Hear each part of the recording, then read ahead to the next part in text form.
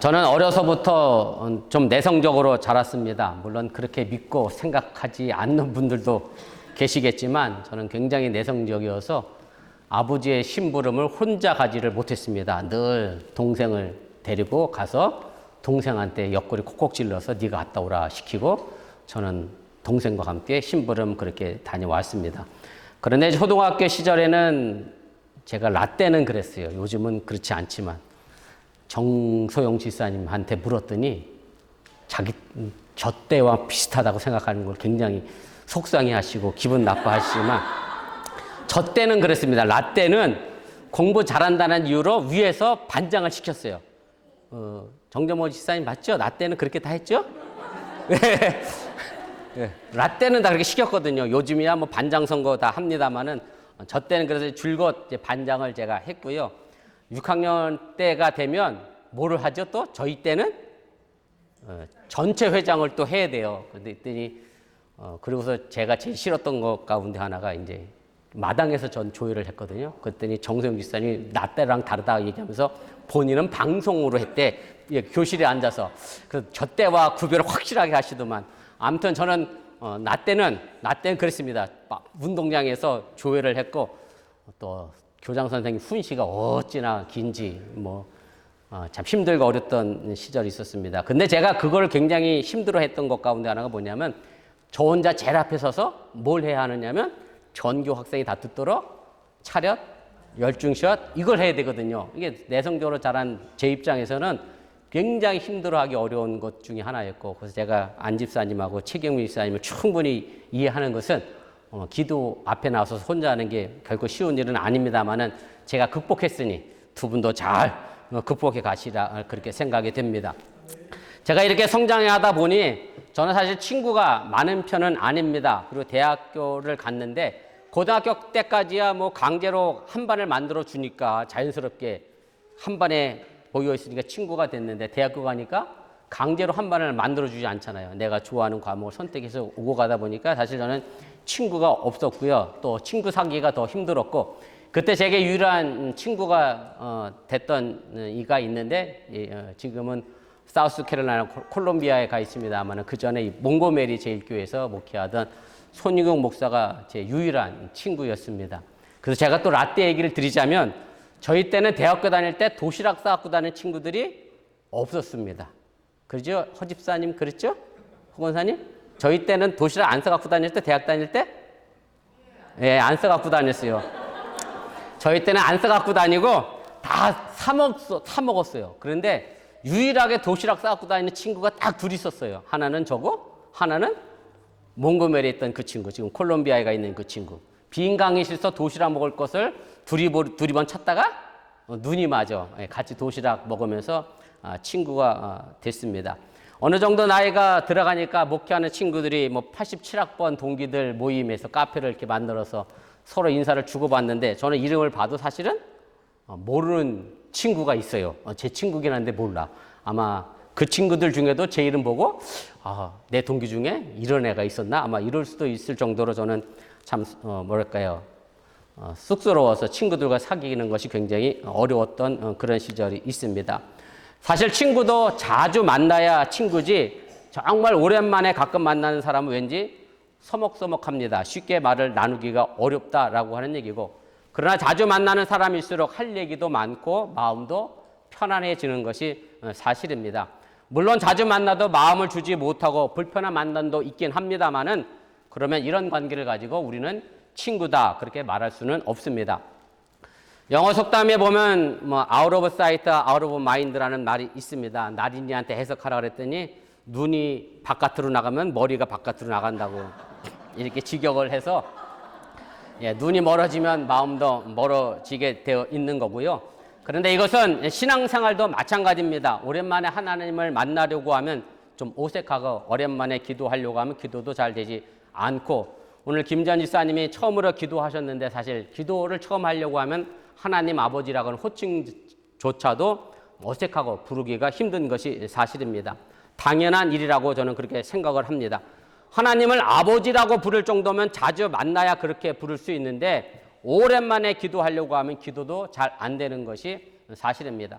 사실 부끄럽고 어색한 것은 문제가 아닙니다. 오랫동안 만나지 않으면 사람과 사람 사이에도 틈이 생기는 것처럼 신앙에도 틈이 생길 수밖에 없습니다.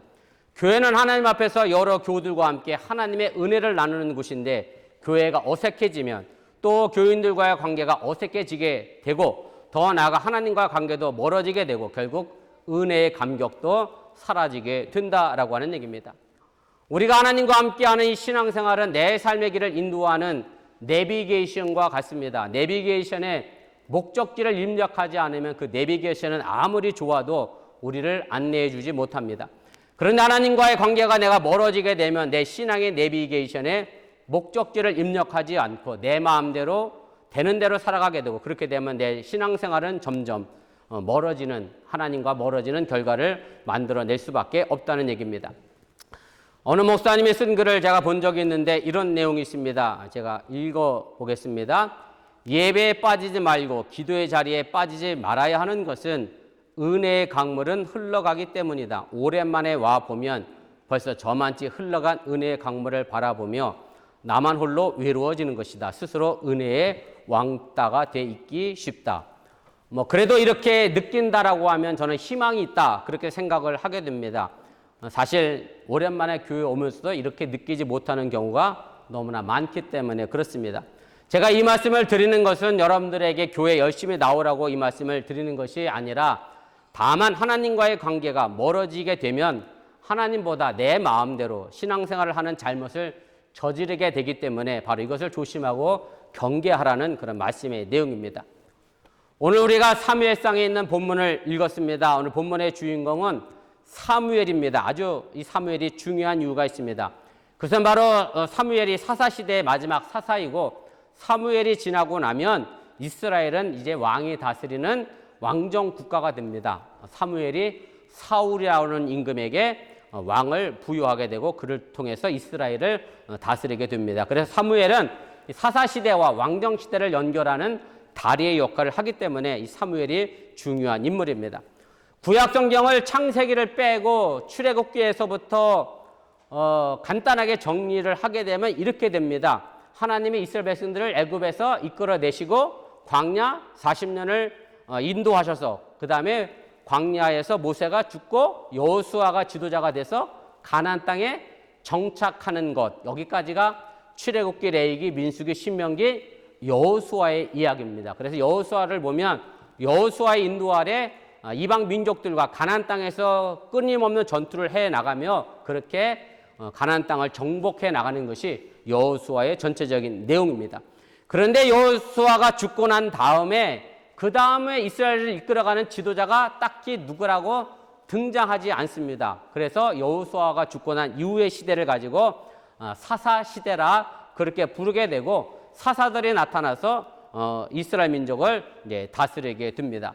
사실 사사라고 하는 말은 우리가 실제로 사용하는 단어는 아니다 보니 그 의미를 이해하기가 그렇게 쉽지는 않습니다. 구약성경의 사사는 히브리어 원어로 보면 샤파트라고 하는 단어를 번역한 겁니다. 이 샤파트의 의미는 재판하다 혹은 다스리다라는 그런 뜻이고요. 여호수아가 죽고 난 다음에 이스라엘을 통치하고 다스렸던 지도자가 바로 사사였다라고 하는 얘기고 그래서 여호수아 다음 성경이 바로 사사기로 이어지게 됩니다. 대부분의 사사는 무엇보다 이스라엘을 전쟁의 위기에서 구원해내는 전쟁 영웅으로 등장을 하게 되고요. 그 대표적인 사사가 삼손이라고 하면 여러분들이 쉽게 그 이미지를 떠올릴 수가 있을 겁니다. 그런데 이런 사사 시대를 한마디로 정의하는 성경 구절이 사사기에 있습니다. 두 군데에서 등장하게 되는데 똑같은 구절로 똑같은 말로 시작합니다. 사사기 17장 6절 말씀과 사사기 21장 25절 말씀의 내용인데 차례대로 우리 두 구절 읽어보도록 하겠습니다. 그때에는 이스라엘의 왕이 없었으므로 사람마다 자기 소견에 옳은 대로 행하였더라. 21장 25절입니다. 그때 이스라엘의 왕이 없으므로 사람이 각기 자기의 소견대에 옳은 대로 행하였더라. 사실 이 두 구절은 글자가 조금 다를 뿐이지 그 내용은 동일합니다. 자기 소견에 옳은 대로 행하였다라고 하는 얘기는 뭔가 바른 결정, 옳은 결정을 했다는 의미가 아니라 하나님 보시기에 결코 좋지 못한 행동, 옳지 못한 행동을 했다라는 의미로 오늘 사사기 시대의 전체적인 분위기를 전하고 있다라고 하는 얘기고, 다시 말씀드리면 사사시대는 자기 마음대로 신앙생활을 했다 해도 틀리지가 않는다라고 하는 그런 의미입니다. 우스갯소리입니다만은 성경에는 복음서가 5개 있습니다. 뭐 이렇게 얘기하면 목사님이 웬 거짓말을 하시지, 분명 성경은 복음서가 4개밖에 없는데, 그죠? 아시는 대로 마태복음, 마가복음, 누가복음, 요한복음이 있는데, 교회 오래 다니신 분들은 한 번쯤 들어본 복음서가 하나 더 있습니다. 바로 내가복음서라는 게 있습니다. 제가 뭐 설명하지 않아도 그 의미를 짐작하실 거라 생각이 되는데, 내가복음서는 내 마음대로 성경을 해석하고 내 마음대로 신앙생활하고 내 마음대로 하는 게 내가복음서고요. 그래서 사실은 정확히 얘기하면 내가복음서는 성경이라 말할 수도 없고 신앙이라 말할 수도 없고 하나님을 향하여 바르게 섬긴다라고 이야기할 수 없는 것이 내가복음서라고 하는 것을 여러분들이 기억하시기를 바랍니다. 오늘 본문에 나오는 사무엘은 마지막 사사이기 때문에 사무엘 시대에도 여전히 이스라엘 백성들은 자기 도운 대로, 자기가 하고 싶은 대로 하나님을 예배하고 신앙생활을 하게 됩니다. 그래서 자신들이 조금 편하다 싶으면 하나님을 멀리하고 자신의 욕심에 담긴 우상을 숭배하게 됩니다. 그럴 때마다 이스라엘은 어려움에 빠지게 됩니다.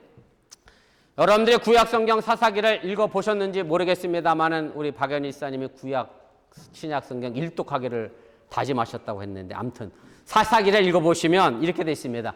똑같은 내용이 계속 반복됩니다. 하나님을 잘 섬기다가 조금 편안해지니까 하나님을 멀리합니다. 그러면서 우상을 숭배합니다. 그러면은 이방에 있던 염나라가 이스라엘 민족을 쳐들어와서 못 살게 합니다. 아주 괴롭힙니다. 그럼 이스라엘 민족은 하나님 저희가 잘못했습니다 라고 회개하고 기도합니다. 그러면 누가 나타나느냐면 사사가 나타나서 이스라엘 민족을 구원해낸다. 사사기의 패턴은 동일하게 반복되어지고 그런 내용으로 전개가 되어지게 됩니다. 이것은 사무엘에도 그대로 나타납니다. 사무엘 시대에도 이스라엘 백성들은 하나님이 없는 듯 그렇게 살았습니다. 모두가 다 제 욕심을 채워주는 우상 숭배만 했습니다. 마침내 하나님은 이스라엘 백성들에게 가장 두려웠던 존재였던 블레셋 군대를 일으켜 세워 그들을 징계하고 심판하시게 됩니다. 해마다 땀 흘려 농사를 지으면 추수한 것을 다 빼앗겼습니다. 이로 인해 백성들의 마음은 황폐해졌고 나라 전체가 흔들리게 됐습니다. 사무엘은 블레셋이 이스라엘을 쳐들어온 이유를 너무나도 잘 알고 있었습니다. 왜 그렇게 되었는지 오늘 본문 시작은 이렇게 이야기를 하게 됩니다. 우리 사무엘상 7장 3절 말씀 다시 같이 읽어보겠습니다.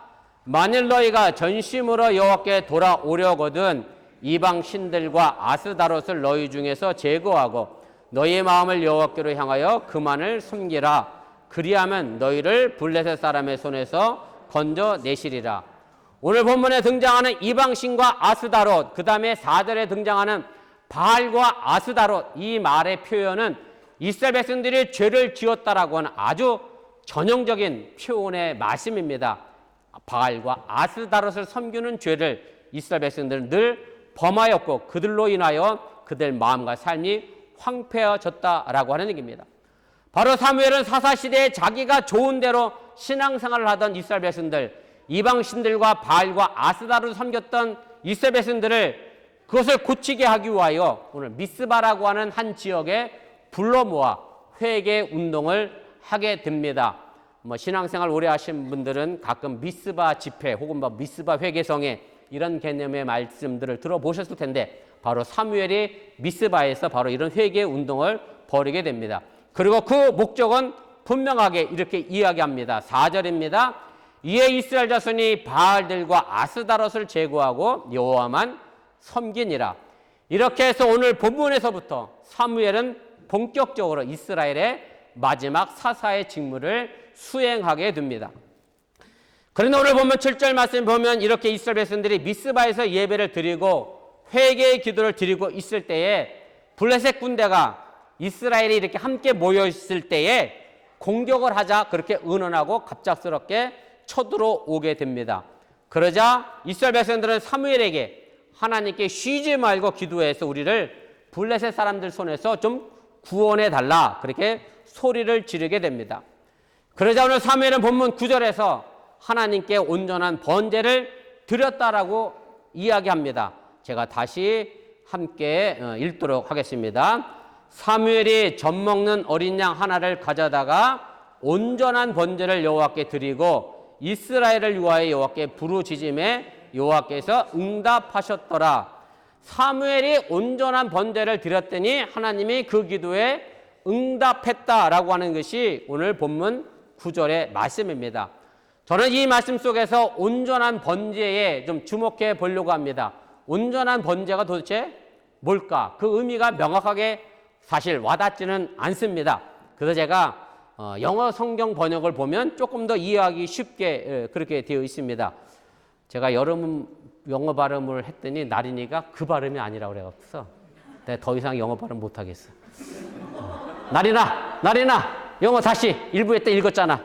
자, 영어 발음 내가 훌 그랬더니 훌이 아니래. 홀 이래야 되나? 나린아 빨리 읽어봐. 빨리. 어딨어? 예, 훌 번트 오퍼링 지각하자고 하면 나린이한테 물어봤어. 무슨 얘기냐 그랬더니 온전한 번제래. 그건 알겠고 나도 개약 성경이니까. 자, 그럼 이렇게 됩니다. 전체 번트는 뭐죠? 다 탔어. 오퍼링은 제물. 합치면 어떤 뜻이 됩니까?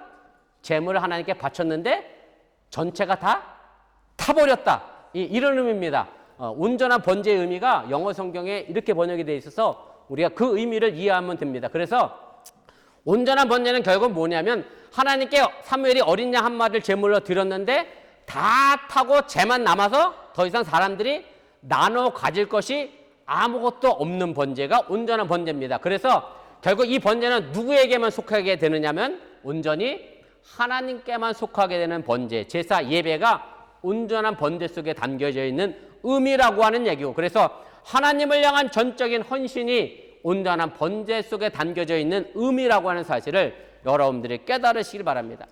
이제까지 사사시대를 지나면서 자기들이 좋은 대로 했던 예배의 모습에서 사무엘은 이 온전한 번제를 통해서 하나님께만 대한 예배를 완전하게 회복시켰다고 하는 사실을 여러분들이 믿으시기를 바랍니다.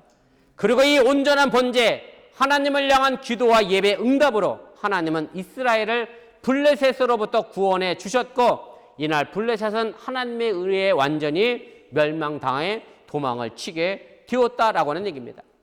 바로 미스바의 예배와 기도가 그렇게 만들었다는 말씀입니다. 예배를 회복하고 하나님께 돌아오는 기도를 드리는 바로 그것에 승리가 있었고 은혜가 있었다는 말씀입니다. 우리는 단지 교회에 와서는 안 됩니다. 교회에 와서 예배하고 기도하시기를 바랍니다. 제가 이렇게 말씀을 드리면 예배하고 기도하기 위해서 내가 교회에 왔지 괜히 왔나라고 말할 수도 있겠습니다만은 실제로 사람만 만나고 가는 분들이 간혹 계심을 보게 됩니다. 교회에 와서 하나님을 만나고 하나님의 은혜를 여러분들이 기어이 받고 돌아가시길 바랍니다. 바로 여기에 우리의 삶에 소망이 있고 풍성함이 있다고 하는 사실을 또한 믿으시기를 바랍니다. 교회가 교회인 것은 하나님의 은혜 때문입니다. 우리는 이 은혜를 받기 위해 여기에 온 것이고 이것이 또한 우리의 삶을 회복시켜 줄 거라고 하는 말씀입니다. 아무리 많은 봉사를 해도 은혜를 잃어버리게 되면 그 봉사는 너무나 쉽게 시험에 들게 되어 있습니다. 다시 말씀드리면 봉사가 힘이 들고 어렵다는 그런 말씀입니다. 구약 성경에 많은 이름이 등장을 하게 되는데 그 가운데 마따냐라고 하는 이름이 있습니다. 이 이름의 뜻은 하나님의 선물이라고 하는 뜻이고 느헤미야 11장 17절에 단 한 번 등장합니다. 이렇게 되어 있습니다. 제가 읽겠습니다. 아삽의 증손 삽디의 손자 미가의 아들 마따냐이니 그는 기도할 때 감사하는 말씀을 인도하는 자가 되었고, 개역 성경에는 이렇게 번역이 되어 있는데 공동 번역 성경에는 이 마따냐에 대하여 이렇게 기록합니다. 제가 다시 읽어드리겠습니다. 그는 기도 드릴 때 감사 찬양을 부르는 성가대 대장이었다. 마따냐는 모든 성전의 봉사를 감사로 일궈냈던 사람이라고 하는 말입니다. 억지가 아니라 은혜에 대한 응답으로 자신의 봉사를 했다는 얘기입니다. 봉사 역시 일상의 여러 가지 일들에 치여 살고 있는 사람들에게는 잘못하면 원망과 시험에 빠질 수밖에 없기 때문에 우리가 이 봉사에서 은혜를 잃어버려서는 안 된다라고 하는 얘기입니다. 뭐 저희 교회로 말씀드린다라고 하면 오늘 성가대도 그랬습니다만 아침 9시 반에 와서 성가대 연습을 하셨습니다.